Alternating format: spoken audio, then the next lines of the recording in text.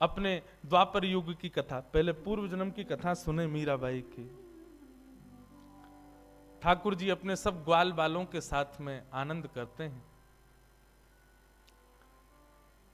सब ग्वाल बालों के साथ में ठाकुर जी नन्हे से गोपाल जी खेल रहे थे।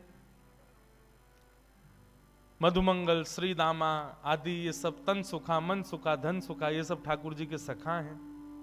बहुत ध्यान से सुनो।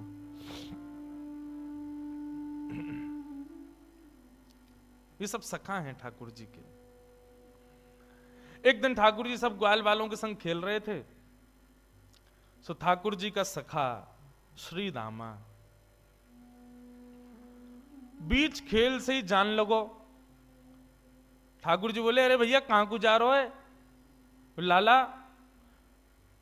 मैं तो अपनी ससुराल जा रहा हूं। ठाकुर जी तुरंत पहुंच गए श्रीदामा के पास, हाथ पकड़ लियो। बोले, ससुराल जी कौन सा काम है भैया? ब्रजभाषा समझ में आ रही है? देखो भैया, आप सब लोग अधिकतर यहाँ अहीर समाज के लोग बैठे, आप सब लोग ब्रज से ही हो, आपके सब पूर्वज ब्रज के ही हैं। ब्रज भाषा तो समझ में आनी चाहिए, आपके द्वारिकाधीश की भाषा है। ठाकुर जी बोले, भैया ये श्रीदामा जे कौन सा गांव है? ससुराल। श्रीदामा बोलो, अरे बाबड़े ससुराल गांव ना होवे।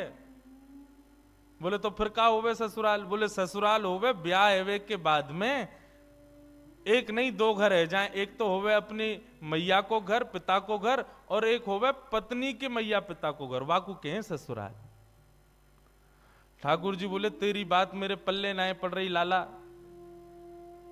अरे ससुराल कहा होवे मुझको जल्दी बता।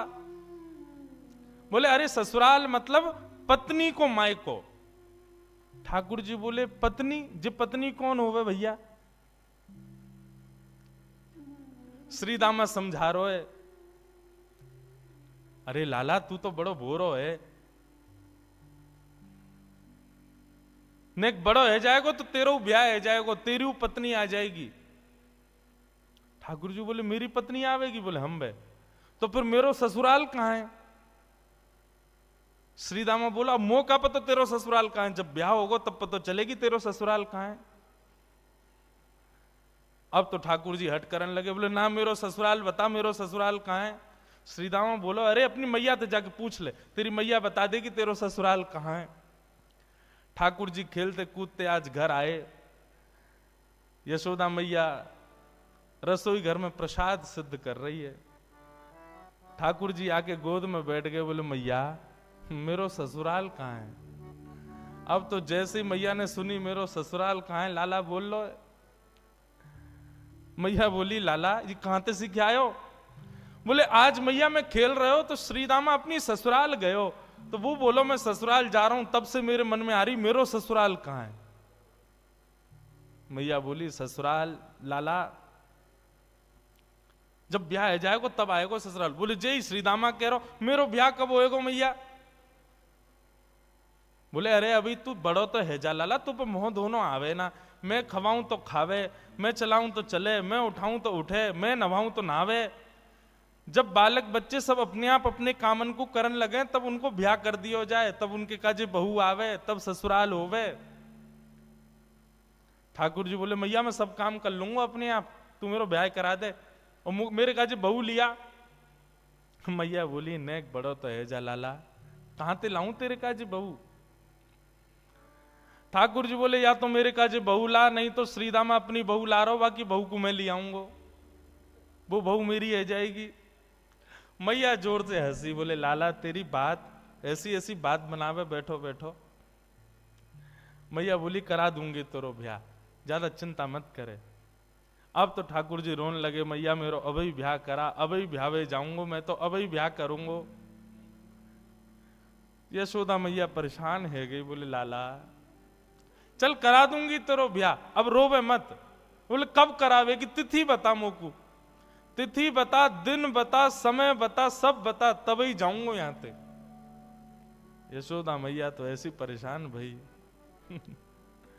ऐसे हमारे नन्हे से गोपाल जी बहू की और ससुराल की आस में बैठे। श्री दामा को ब्याह माधवी गोपी से भयो, माधवी सखी से भयो। माधवी आज श्री दामा माधवी को लेने के लिए ससुराल गए। ससुराल से जैसे ही माधवी आने लगी, सो मैया ने पढ़ा दी माधवी और पढ़ा लिखा करके भेजी। बोले देख तू अपने ससुराल जा रही है, जमाई राजा लेवे आए हैं, लेकिन ध्यान रखियो, याद रखियो, ससुराल में सबको सम्मान करियो, सबको आदर करियो, सबसे प्रेम से रहियो। मैया खूब सिखा पढ़ा के भेजी अपनी बहू को। लेकिन तेरे पति को एक सखा है, वाको नाम कृष्ण है, बस वहां से सावधान रहियो। क्यों मैया, वहां से सावधान क्यों रहूं मैं?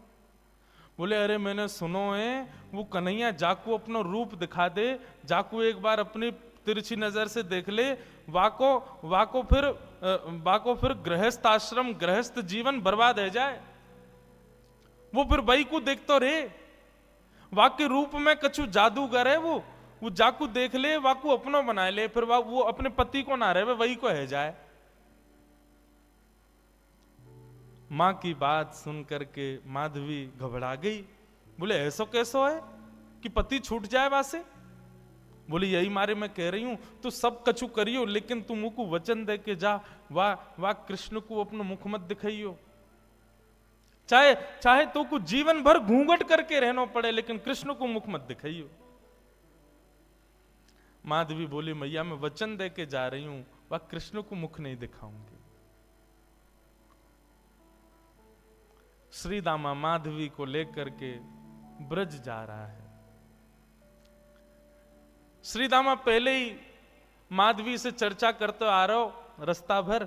सो श्रीदामा ने कही, बोली अरे सुन, ब्रज में अभी मैया मिलेगी, पिताजी मिलेंगे, सब मिलेंगे, सबके संग फिर बोलो मेरो एक सखा है कृष्ण, वाकू जब से मैंने बताई ससुराल के बारे में, ब्याह के बारे में, तब ते बड़ा उतावलो है, तो है सके वो तो से मिलवे आवे तो वाकू अपना मुख दिखाई दियो। मीराबाई ने जैसे ही कृष्ण को नाम सुनो महाराज, आदि माधवी ने जैसे ही कृष्ण को नाम सुनो, आधे रास्ता में ही घूंघट कर लियो। बोले वहां से ही तो बचवे के काजे मैया ने कही है, वाकू मुख नहीं दिखाऊंगी। बंधुओं, संसार में जिससे मुख छुपाना चाहिए हम उसको तो दिखाते हैं, और जिससे कभी नहीं छुपाना चाहिए उसी से छुपाते हैं। संसार के विषय भोग विलास आदि इन सबके आगे हम अपने आप को प्रत्यक्ष प्रस्तुत कर देते हैं, और ठाकुर जी की भक्ति, ठाकुर जी के भाव में सदैव गोपनीय रखते हैं, सदैव अपने आप को पीछे रखते हैं। ऐसा क्यों? कथा का नाम सुनकर के रसिक जन आते हैं, ठीक है, अच्छा आप लोग भी पधारे हो, पर यहीं कोई ऐसी लीला होने वाली होती जिसमें थोड़ा मनोरंजन हो तो भीड़ ज्यादा होती है। कथा ही तो है, मीराबाई के चरित्र तो सुनाएंगे, क्या करना सुन करके?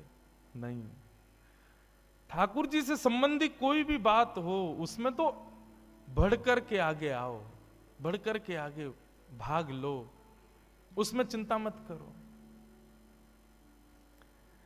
मीराबाई ने अपना मुख छुपा लियो। माधवी ने जैसे ही वृंदावन पहुंची बैलगाड़ी, सखान ने जाके ठाकुर जी को बता दी, अरे अरे लाला देख, श्रीदामा आगो, अपनी ससुराल से आगो, अपनी बहू लेके आयो है। अब तो ठाकुर जी व्याकुल है गए, बोले बहू आई है, बहू आई है, मैं भी तो देख के आऊं कैसी बहू होवे, कहां तक कैसी ससुराल थे, कैसे आमे, कैसे कहा होवे। ठाकुर जी तो इतने उतावले हो गए महाराज, पहुंच गए बीच रास्ता में। अरे भैया श्रीदामा आ गए हो? बोले हाँ आ गए हो लाला। कहाँ है तेरी बहू, कहाँ बैठी है? बोले पीछे बैठी है। बोले अच्छा, मुख को मुख दिखाई दे। बोले तू देवर है, वो तेरी भाभी है, भैया खुद ही देख ले। जैसे ही रथ रुका, माधवी भीतर से सुन रही थी कि कृष्ण आ गया है। माधवी ने घूंघट कर लियो, आसपास सौल आदि और पड़ी, वो भी ऊपर से डाल ली, मुख मोड़ करके बैठी है, कहीं से भी मुख दिख नहीं जाए, एक अंग भी मेरो दिख नहीं जाए, मेरो पातिव्रत धर्म नष्ट नहीं है जाए। मेरी मैया ने मुझसे कही कि जो वाकु देख ले या वाकी नेत्रन में आ जाए वो कभी जीवन भर अपने पति की ना रह पावे, वाकु मुख नहीं दिखाऊंगी। ठाकुर जी भीतर पहुंच गए। श्याम सुंदर बैठे हैं सामने और माधवी से कह रहे हैं, अरे श्रीदामा की बहू नेक हमऊ तो दिखा, तेरो मुख कैसो है। अरे नेक दिखाए दे। मेरी मैया ने तो, मैंने तो मैया से कही मैं श्रीदामा की बहू ले जाऊंगा, मैं तो तू को ले जावे वारो, लेकिन मैया ने मुझसे कही है कि वो मेरा ब्याह कराए देगी। मैं तो ब्याह कर लूंगा, मेरी वो बहू आ जाएगी, लेकिन एक बार देखूं तो सही बहू होवे कैसी है, नेक दिखाए दे। मीराबाई तो और छुपावे, मुख नहीं दिखावे ठाकुर जी को। ठाकुर जी कभी पाम पकड़े सो इधर को है जाए, नेक ठाकुर जी बगल में आमे सो इधर को भाग जाए। खूब देर ठाकुर जी मनोहार करते रहे, लेकिन माधवी ने अपना मुख नहीं दिखाया। थोड़ी बहुत देर तो ठाकुर जी मनोहार करते रहे। जब माधवी ने मुख नहीं दिखाया सो ठाकुर जी बोले, देख तू मोसों अपनो मुख छुपाए रही है, तो है ना पतो मेरो मुख देखवे के काजे सब तरस हैं, सब तड़फ हैं। बड़े बड़े ऋषि महात्मा ज्ञानी हिमालय पर जाकर के तपस्या करें तब जाके मेरो मुख दिखे, और तेरे सामने प्रत्यक्ष बैठा हूं, हाथ जोड़ रहा हूं, पाम पर रहा हूं, तब वो अपना मुख नहीं दिखा रही है। जा तड़पेगी तू मुंह को देखवे के काजे, तरसेगी, व्याकुल रहेगी जीवन भर। माधवी ने मानो ऐसा इशारा किया कि मोह देखवे की जरूरत ना है, मोह तड़पवे की जरूरत ना है, चले जाओ यहां से। ठाकुर जी निकल के बाहर आए, बोले, अरे श्रीदामा मोह तो लगे तेरी बहू भेड़ी दिखे, बाकी आंख कमजोर, बाकी एक आंख ते काणी है। श्रीदामा बोलो नहीं तो। बोले तो नाक टेढ़ी है, बोले नहीं तो। बोले होठ कटे हुए हैं, बोले नहीं तो। बोले दिखाई ना रही, ऐसे मुंह छुपा रही है जैसे कितनी कुरूपणी है। कोई बात ना श्रीदामा, मेरी बहू आवेगी, मैं तो को नहीं दिखाऊंगा, ले जा अपनी बहू है। माधवी चली गई, अपने घर आ गई। लेकिन बंधुओं, गोविंद दामोदर स्तोत्र में कहते हैं ना, ग्रहे ग्रहे गोप वधू कदम्बा सर्वे मिलित्वा समवाप्य योग्यम पुण्यानि नामानि पठन्ति नित्यम गोविंद दामोदर माधवेति। ब्रज में तो और कुछ होता ही नहीं है, हर घर में केवल कृष्ण की चर्चा चलती रहती है। सुबह उठने से लेके रात्रि सोने तक केवल कृष्ण कृष्ण कृष्ण। कृष्ण ने ऐसो कियो, कन्हैया ने ऐसो कियो, अरे आज तो नंद को लाला वहां घूम रहे हो, अरे आज तो नंद को लाला वहां डोल रहे हो, सब जगह यही चर्चा। अब माधवी सोचे इन पे और कोई बात ही नहीं है, अगल बगल की सब गोपियां, पूरे घर गृहस्थी की कोई बातचीत नहीं, बस पूरे दिन वो नंद को लाला ऐसो करे, नंद को छुरा ने आज तो ऐसो कियो, अरे आज तो माने ऐसो कियो, पूरे दिन वही की चर्चा। अब माधवी कहे किससे, अपनी सास से कहे, अगल बगल की गोपियों से कहे, बोले तुम लोगन पे और कोई बात ना है, कभी बैठ जाओ, कहीं चले जाओ, 24 घंटा या कृष्ण कृष्ण कृष्ण कृष्ण वही की चर्चा करते रहो। और भी तो कई बातें गृह गृहस्थी की कर लो भैया, ये 24 घंटा कन्हैया। एक गोपी बोली, अरे ये नई नई आई है का अभी ब्रज में? बोले हम बे अभी नहीं आई है। वो कितने दिन आए गए? बोले 3 दिन आए गए। वो 3 दिन आए गए, एरी गोपी एरी माधवी तेने कन्हैया देखो अभी तक, या कन्हैया की दृष्टि पड़ी तो पे? माधवी बोली, मैं नहीं दिखाऊंगी वाकू अपना मुख, मेरी मैया ने मनाई करके भेजो है कि वाकू मुख दिखावे से यही स्थिति है जाए जो तुम लोगन की, अपनी पति की चर्चा नहीं करो, वह नेक से कन्हैया की चर्चा कर रही हो, मैं तो ना दिखाऊंगी वाकू मुख। गोपियां सब बोली, यही मारे तेरे मुख से वाक्य काजे ऐसे दुर्वचन निकलने। अभी तेने वाको मुख देखो ना है, अभी तेने वाको रूप देखो ना है, यही मारे ऐसे बोल रही है। अरे जाद ना वो छवि दिख जाएगी ना, जाद ना वो मोहनी मूरत सांवनी सूरत तेरे चित्त में बस जाएगी ना माधवी, तू भी हमारी तरह वही की चर्चा करेगी। माधवी मन में सोचती भी है ऐसो कहा है वाक्य रूप में जो और कोई चर्चा ना आवे चित्त में।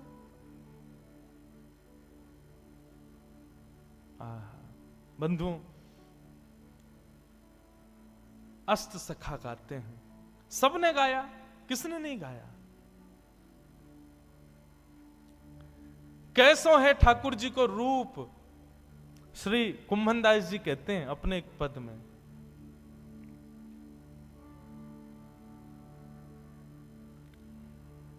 नैना पलक लागे नहीं रूप देखे। अरे माधवी, वह कन्हैया को रूप कैसो है? बोले नेत्रन से जब वो सामने दिखेगा ना, तो जैसे पलक मानो झपकनो अपने आप को भूल जाएंगी, ये पलक नीचे आनो भूल जाएंगे। आज हम संसार की कोई वस्तु देखें तो पलक ना जाने कितनी बार झपके, हमें खुद को पता ना चले। बोले श्याम सुंदर जब नेत्रन के सामने आएंगे तो पलक भी भूल जाएंगी कि हमको झपकनो है। ऐसा रूप है वाको। गोवर्धन के अंग अंग प्रति निरख नैन मन रहत नहीं। अरे वाको एक एक अंग ऐसा है कि एक अंग को देखेगी तो वर्षों तक एक ही अंग को चिंतन चलता रहेगा।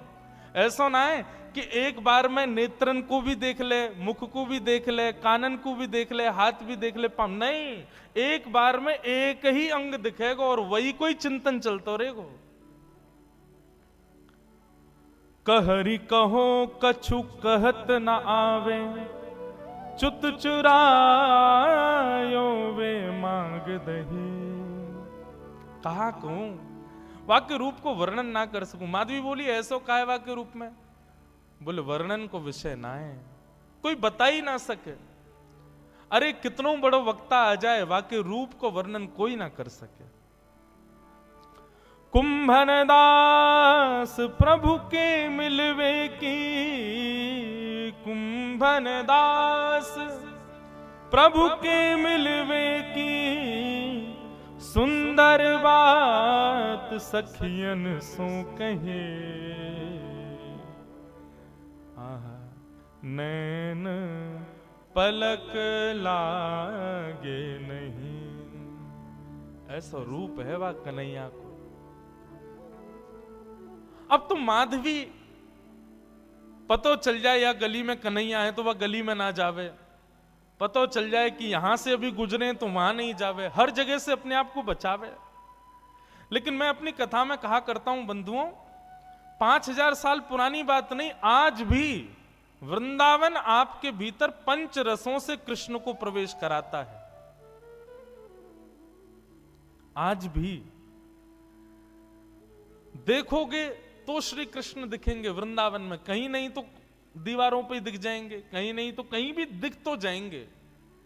आंख बंद कर लोगे तो कानों से नाम के रूप में प्रवेश कर जाएंगे, कान भी बंद कर लोगे तो जीभ से जो भी पा रहे हो वो सब प्रसाद ही है, वृंदावन में सब भोग ही है, तो रूप रसना के रूप से प्रवेश कर जाएंगे।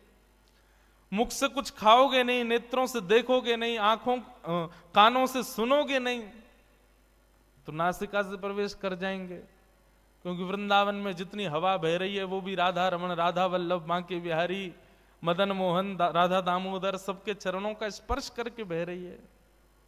कहां तक बचोगे? वृंदावन पहुंच गए, वृंदावन की सीमा में प्रवेश कर गए, भजन आपका तब से शुरू हो जाता है। सांस लेना भी भजन है वृंदावन में, क्योंकि हवा में भी कृष्ण तत्व है। माधवी कहां तक बचाए अपने आप को? मैया ने कही मुख मत दिखाइयो। अरे मुख तो मैं खूब छुपा रही हूं, लेकिन कानों से भी कृष्ण कृष्ण। जहां बैठ जाऊं कहीं भी ऐसी कोई जगह ही नहीं जहां कृष्ण की चर्चा नहीं होती।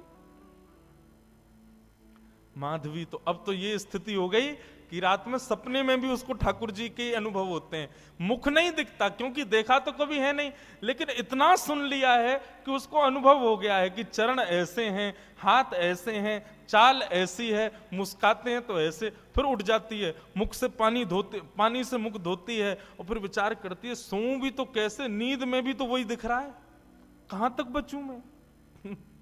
माधवी की स्थिति 24 घंटे चिंतन में श्री कृष्ण श्री कृष्ण श्री कृष्ण। एक दिन परेशान हो गई, रात्रि